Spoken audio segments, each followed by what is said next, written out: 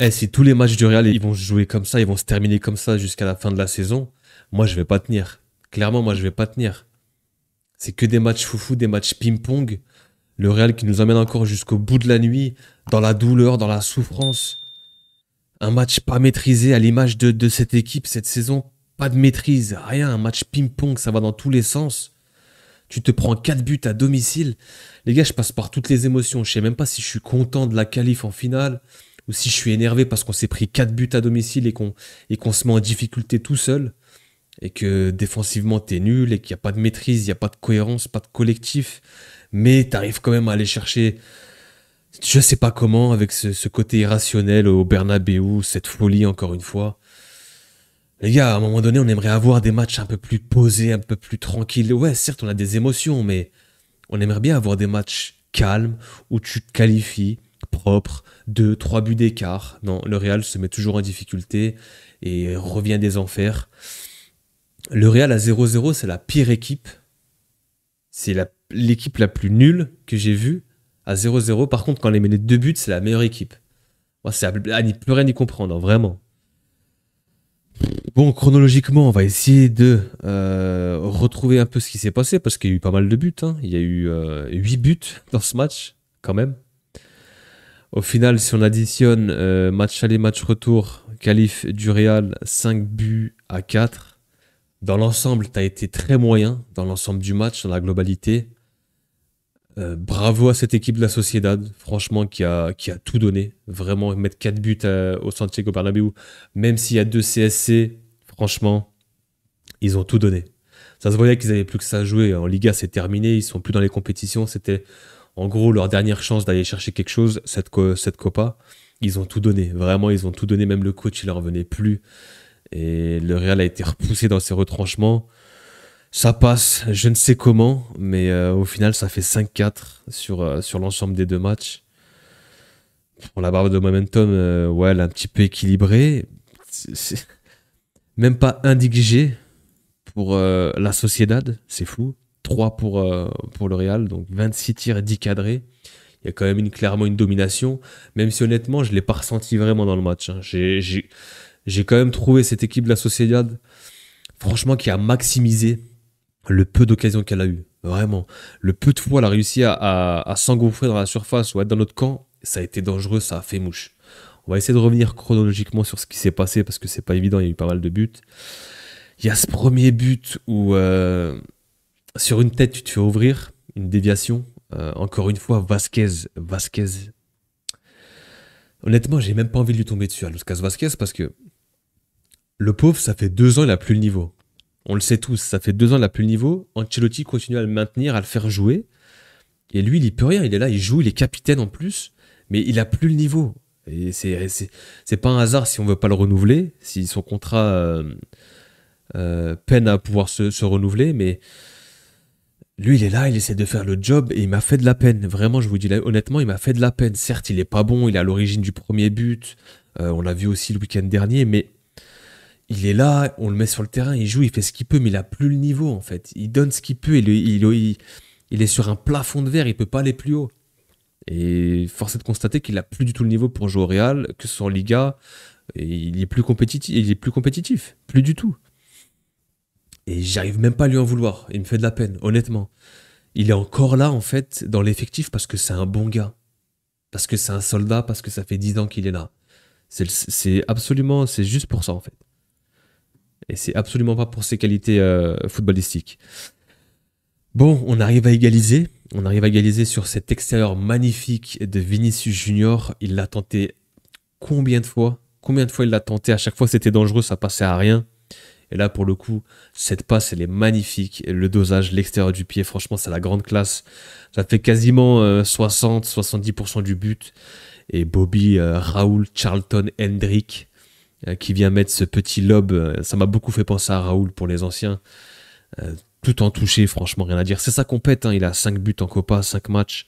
Il a un ratio d'un but tous les 75 minutes. Franchement, Hendrick, qualité de finition, l'appel en profondeur, c'est propre. Rien à dire. Vraiment rien à dire, tel un grand attaquant. Digne des grands attaquants, vraiment. Donc à la mi-temps, tu te laisses sur un but partout. En vrai, c'était un petit peu un match serré, hein. Il n'y avait pas forcément une des deux équipes qui a mené les débats. Pour moi, c'était un petit peu équilibré quand même. Tu reviens en seconde et là, tu ronronnes de ouf. Mbappé rentre à l'heure de jeu, mais tu ronronnes et t'es derrière en fait. Tu te dis avec ce 1-1, on est qualifié, etc. On joue tranquille. Et derrière, bah, en fait, tu te prends ce CSC où franchement, si on doit calculer la probabilité que ça finisse en but, je pense qu'on est en dessous des 3%. Euh, le joueur de la Sociedad est sur le bord du terrain. Il y a zéro espace. Il arrive à centrer. Ça tape le pied de David Alaba. Ça fait petit pont ensuite sur lui. Ça fait petit pont ensuite sur Lounine. Ça rentre. Bon, là, t'es en difficulté. 2-1. Donc là, il y a égalité. Le scénario cruel. Tu te prends de ce but de Mikel Oyarzabal, pareil, où Take fait un boulot, d'ailleurs, Take a fait un boulot à Kamavinga. Il avait qu'une soirée très très compliquée, le français. Ça arrive. Ce soir, je vais pas leur tomber dessus parce que, enfin, je pourrais, parce que vraiment, c'était très moyen, mais Ancelotti, encore une fois, on va faire un point sur lui parce qu'encore une fois, les choix qu'il fait, la compo de départ, etc. Enfin, bref. T'as deux joueurs qui peuvent jouer à leur poste, mais il te met Kamavinga où c'est pas son poste. Même s'il a été bon par moment à ce poste-là, peut-être que c'était une phase d'essai en vue d'Arsenal, je sais pas. Mais en tout cas, ça a pas marché ce soir. Donc ce but contré, à la 80e, bon, tu dis bon, j'étais avec mon beau-frère, je lui dis bon, est-ce que le Real va encore nous offrir une énième remontada comme ils savent le faire? Et ouais, c'est arrivé. Là, t'as un Vinicius qui fait un geste de grande classe, qui passe, il laisse passer le ballon derrière lui, il fait un contrôle orienté, il arrive devant le défenseur, il met encore un coup d'accélération, le centre en retrait, Jude Bellingham, plein de sang-froid qui met son plat du pied 3-2.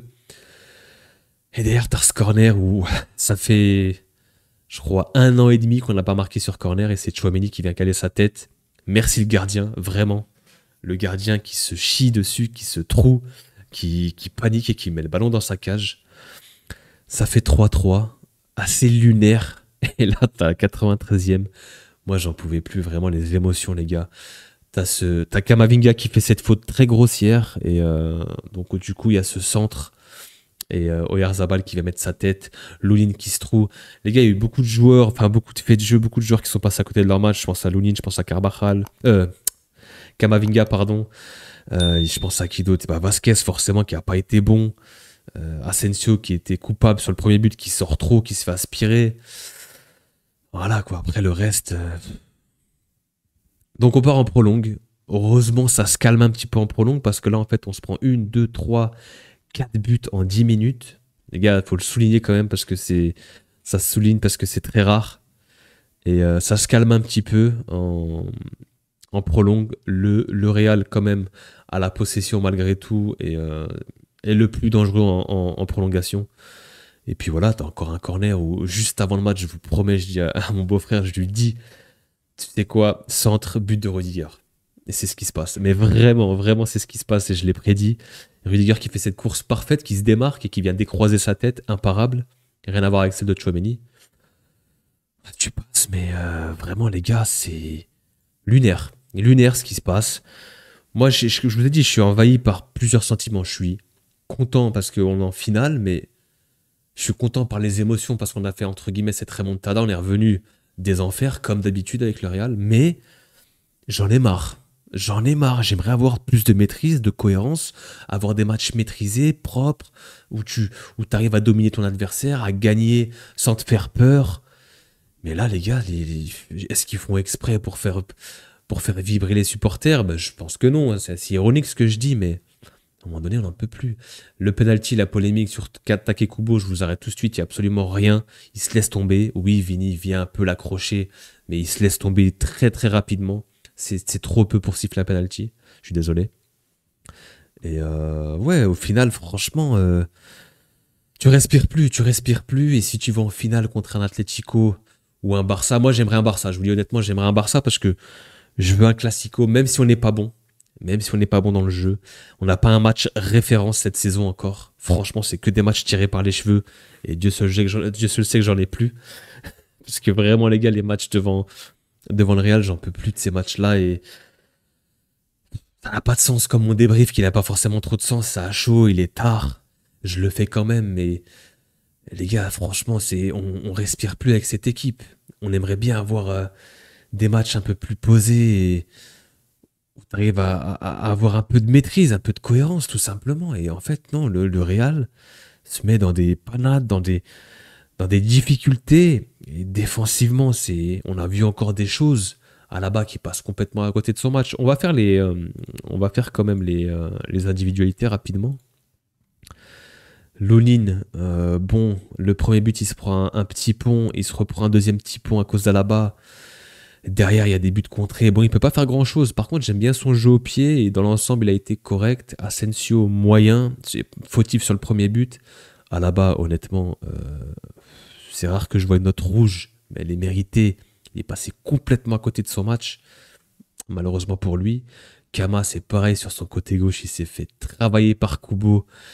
Il lui en a fait voir de toutes les couleurs, il en pouvait plus, jusqu'à il fait cette faute grossière un peu à l'entrée de la surface ici, et du coup bah, on se prend justement ce but à la 93e, fautif. Kama, il faut qu'il retourne au milieu de terrain, il faut laisser la place à Fran Garcia à gauche ou à Mendy. Vasquez, malgré son placement sur le premier but, franchement derrière j'ai beaucoup aimé sa réaction. Parce qu'en vrai, c'est pour ça que je peux pas trop lui en vouloir, parce que derrière, à un moment donné, il perd un ballon, il fait un retour, il s'arrache, il se dit non, je peux pas me faire avoir deux fois. Il fait un retour. Ensuite, il faisait des appels en profondeur pour monter. Et franchement, il a fait le piston. Je peux pas lui en vouloir. Je pense qu'il sait au fond de lui-même qu'il a plus le niveau, mais voilà, il donne ce qu'il peut, ce qu'il a. Il est à la limite de ses capacités en fait. Tchouaméni énorme. Vraiment, il a commencé un peu comme un diesel, mais derrière, il est monté en puissance, même pendant les prolongations. Puis il a ratissé des ballons, il a obtenu des fautes, il est au duel, il a fait des grosses courses. Il y a des joueurs comme Tchouaméni, Bellingham, les deux là. Plus en fait on avance dans le match, plus ils montent en puissance. Les mecs, ils ont un coffre, ils ont vraiment ce bagage pour aller chercher vraiment cette capacité physique, cette faculté à faire les efforts jusqu'au dernier moment. Bellingham, justement, a terminé avec des crampes. Quel match! Quel match de Bellingham, les gars. Le gladiateur au milieu de terrain, l'homme à tout faire, des sombreros, des tacles, des passes, des buts. Les gars, c'est vraiment le gentleman, quoi, qui se salit, en fait. Il salit le short, mais c'est un gentleman. Valverde, je pense qu'il était un petit peu diminué, et j'ai peur qu'il soit un petit peu blessé. À un moment donné, on l'a vu par terre, mais j'espère que ça va. Il n'a pas fait non plus un match extraordinaire. Rodrigo, je comprends pas sa note. Même s'il a une passe D, je comprends pas sa note. Il est passé à côté de son match. Rodrigo, souvent, il passe entre les gouttes. Mais là, clairement, il faut lui tomber dessus. Ça fait un moment qu'il est pas bon ou qu'il est trop discret. Il n'a pas apporté une plus-value ce soir. Je suis désolé. Franchement, j'attendais beaucoup plus de lui. J'attendais aussi d'un autre joueur, c'était Vinicius. Il a répondu présent, clairement. Sa première passe externe, somptueuse pour Hendrik. Les différences qu'il a fait pendant le match. Lui, c'est pareil. Plus le match avançait, en fin de match, il a encore cette caisse et cette double accélération, ce turbo pour défoncer les latéraux. Et vraiment, Aramburu, hein, c'était limite s'il prenait pas un rouge. Derrière, c'est qui est rentré? C'est Amari Traoré. Pareil, il a pris un bouillon. Non, Vinicius, les gars. Encore après, derrière, il fait cette passe, il fait cette accélération. Double axel, la passe pour Bellingham. En fin de match, il a une occasion pour marquer encore en prolongation et il dribble le gardien. Après, il n'arrive pas à finir. Vini a été dans tous les bons coups. Je suis très content de le voir en jambes. Il a été décisif. Il lui manque ce petit but, mais franchement, Vinicius, chapeau. Il est resté dans son match. Il a pas trop. Par moment, il s'est énervé parce qu'au bout d'un moment, 1, 2, 3, 4, 5 fautes. Au bout d'un moment, c'est bon. Mais j'ai beaucoup aimé son match. Et Hendrik, franchement, Bobby, c'est sa compétition. Hein. Putain, à un moment donné, se retourner s'il le met, ça aurait été magique, vraiment. Et il met ce petit picou. Et il fait le pressing. Il est là. Il aurait pu mettre encore un doublé à un moment donné, mais j'aime beaucoup. Il rentre, il marque, il a pas beaucoup de temps de jeu. Il est prolifique, il le rend bien à Ancelotti. Pour moi, Hendrik mériterait de rentrer un peu plus quand même. Même dans les gros matchs, pas que en Copa. Voilà, il est jeune, il rentre, il faut qu'il prenne le temps, il faut qu'il soit patient. Mais j'aime beaucoup ce qu'il fait. Et ça peut être, je dis bien, genre 10, 15 minutes par-ci, par-là. Il peut rentrer en Liga ou en Ligue des Champions, pourquoi pas. Et voilà, au final, on a fait le tour. Ensuite, Mbappé est rentré. pas beaucoup vu, on l'a pas beaucoup vu, pas très en vue. Il a eu une ou deux occasions, une frappe qui passe à côté. À un moment donné, il fait un sombrero, il n'arrive pas à finir avec la tête. Voilà, c'était pas un grand Kylian, mais il a essayé de se démener devant. Modric en régulateur quand il est rentré. Rudiger, il rentre, il met ce but de la tête. Arda Güler, j'ai bien aimé son rentrée, faut le souligner. Arda Güler, j'ai bien aimé son rentrée. Les passes vers l'avant, disponible au milieu de terrain. Quand il joue au milieu, c'est autre chose. Arda doit être dans l'entrejeu, dans l'axe. C'est pas un ailier. Brahim, pas mal aussi. Et Fran Garcia doit jouer à gauche pour moi, même devant Mendy. Donc voilà, on va pas faire non plus les gars 45 minutes sur le débrief. C'était un match complètement dingue. On passe, je ne sais comment. Je suis pas satisfait de la prestation, du contenu. C'est toujours brouillon. Il n'y a pas de match référence, pas de match maîtrisé, pas de cohérence. Et la défense, c'est très compliqué. Il va falloir vraiment vite que Trent arrive, même si on sait que défensivement, c'est pas son point fort, mais il va faire du bien. Pourquoi pas recruter un Heusen, etc. Parce que franchement, il y a quand même un peu de chantier derrière. Demain, Barça, Atlético. Bon, nous on a fait le boulot. C'était dur, mais on a fait le boulot. Moi j'espère un classico. Je veux me venger contre le Barça, honnêtement. Cette saison, c'est inconcevable qu'on ne gagne pas un classico. Sinon, tu mérites rien. Tu mérites ni Liga, tu mérites ni Ligue des Champions, ni Copa. Si c'est un Barça en finale et tu le gagnes pas, tu mérites absolument rien. Et il faut nous relancer. Je pense qu'on peut se relancer avec une victoire contre le Barça en finale de Copa. Et là, ça peut relancer la fin de saison et on peut terminer sur des chapeaux de roue. Pourquoi pas? Ce sera tout pour ce débrief, les gars. C'était un petit peu décousu, je suis désolé, mais voilà, il est tard. Je vous envoie ça. On se voit demain pour le débrief du Barça, forcément. Et prenez soin de vous. Je vous dis à demain. Peace.